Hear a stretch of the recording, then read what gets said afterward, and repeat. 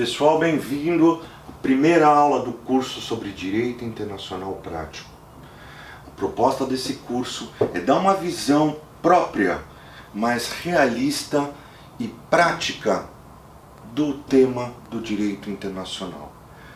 O conceito e o objetivo desse curso é falar com aquele jovem advogado, com aquele estudante de direito que tem intenção, ou pelo menos de seguir ou de conhecer a área internacional.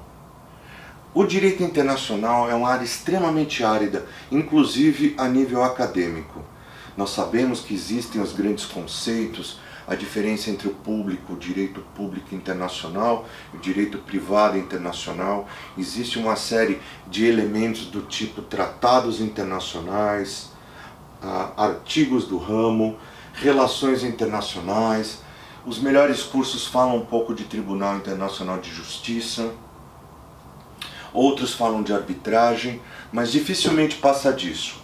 Então a proposta desse curso não é estar passando um elemento doutrinário escolar, e sim trazer uma prática de um advogado militante na área do direito internacional e aquilo que ele vem observando nos últimos 20 anos.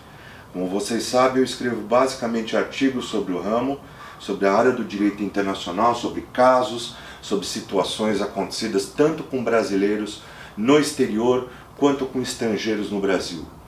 Meu foco em particular é empresa. Eu não trabalho com pessoa física a princípio, mas nos últimos anos isso tem surgido. Ou seja, demandas individuais de brasileiros que residem ou estão de passagem, inclusive como turista, em um país estrangeiro e por uma série de razões tem uma demanda de um respaldo jurídico ou de um auxílio no Brasil.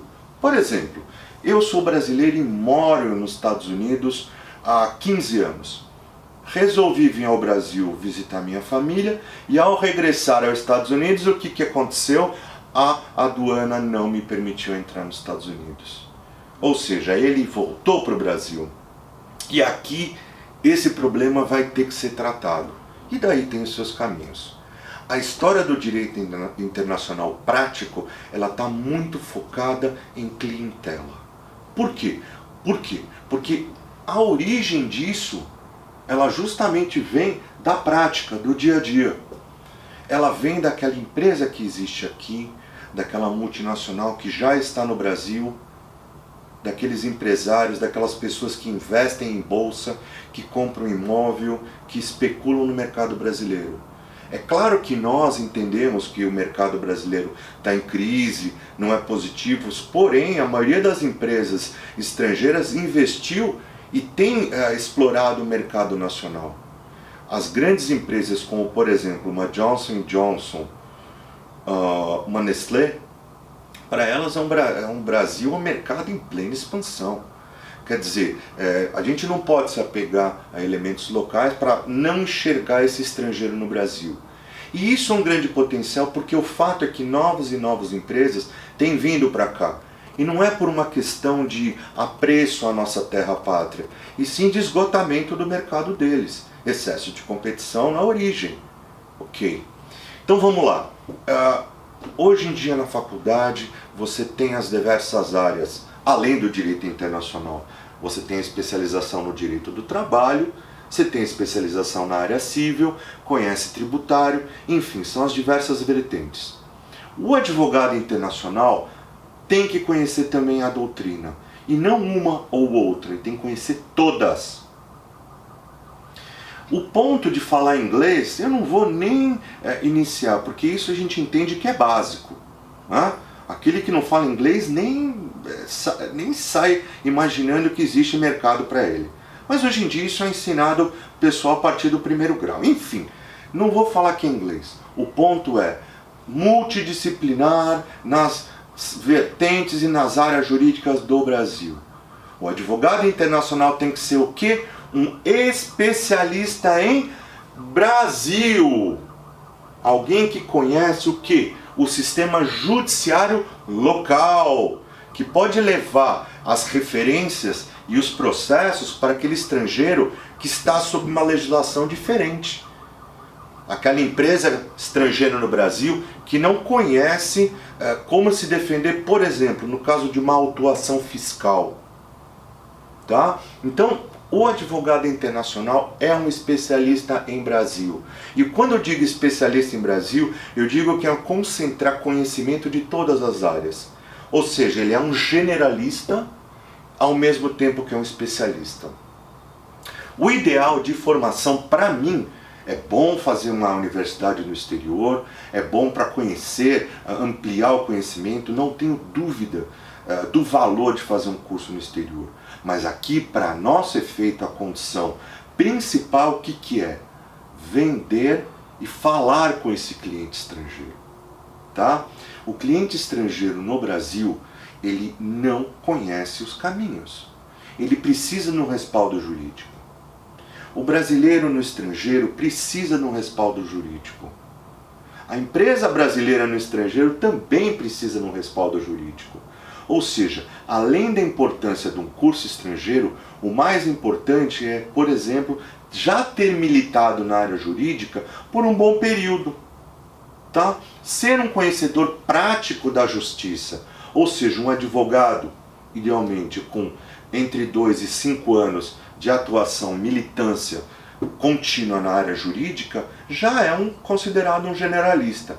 Certamente já viu um processo civil, processo trabalhista, tem noções básicas de direito tributário, conhece como o Brasil funciona, como as relações, muitas delas focadas em quê? Elementos financeiros funcionam.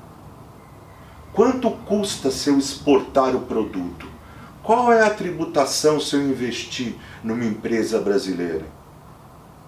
Se for investimento direto, qual é a vantagem?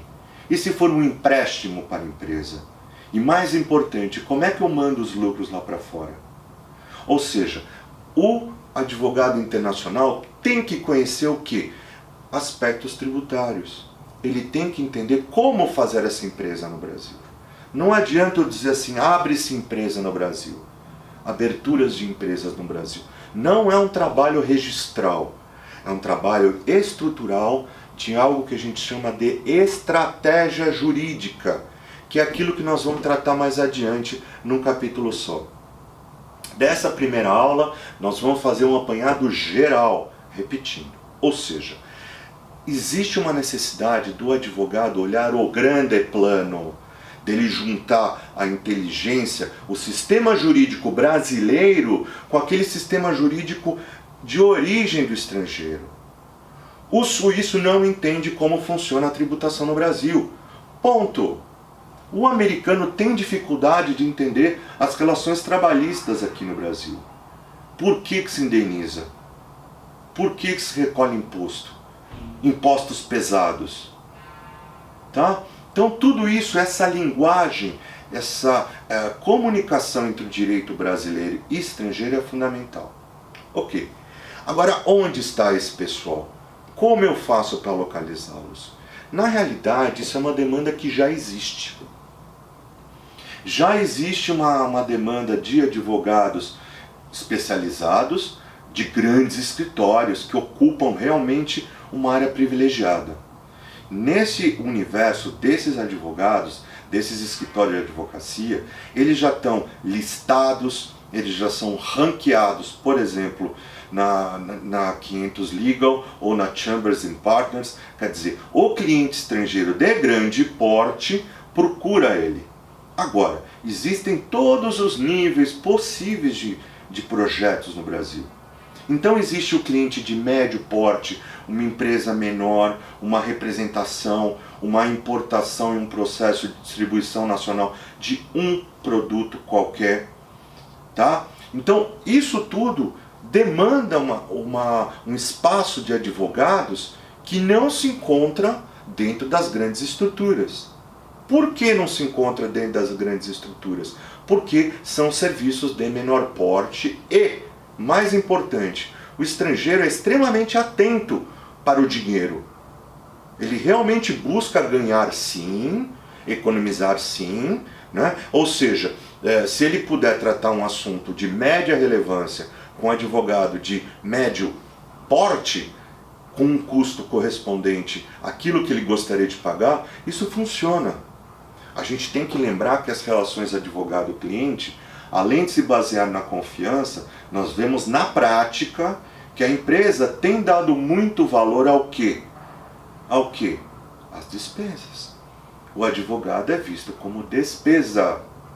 Ok, voltando ao nosso elemento de direito internacional. A ideia é ser um suporte local para empresas estrangeiras e também um suporte internacional para brasileiros e empresas brasileiras. E como isso acontece? Redes de advogado, conhecimento e relação com escritórios de advocacia situados no exterior. Tá? Quer dizer, os advogados entre si formam alianças. E naquele momento em que surge uma demanda, a exemplo, na França, o advogado brasileiro aciona o escritório francês, que pode atender o serviço ou, se não for o ramo dele, indicar quem atenda e de confiança. E fazer o trabalho e ministrar um trabalho oriundo do Brasil, mas com ações no estrangeiro. Por exemplo, um outro caso interessante é processo de arbitragem. É difícil para um advogado brasileiro agir perante uma câmara arbitral internacional. Real. É importante muitas vezes contratar um especialista que normalmente está na mesma circunscrição da Câmara Internacional de Arbitragem. Ok, nesse caso também precisa existir uma relação, um contato entre as partes. Quer dizer, formar uma defesa em conjunto, trocar informações, passar upgrade para os clientes. Enfim, essa relação internacional é um dos pontos, um dos pilares internacionais do direito. Então vamos lá, para a prática, vamos falar, a gente falou dois. Primeiro, captar clientes. Segundo, network. E para fechar, o terceiro e mais importante deles é o quê? É conseguir trazer à realidade do trabalho do advogado esta demanda internacional. E como se faz isso? Muitos advogados fazem publicação em revistas estrangeiras. É uma maneira de você estar escrevendo artigos, postando em revistas estrangeiras e conseguindo a partir daí um começo de visibilidade. Segundo, pertencer e se registrar em grandes sites de coordenação internacional de advogados.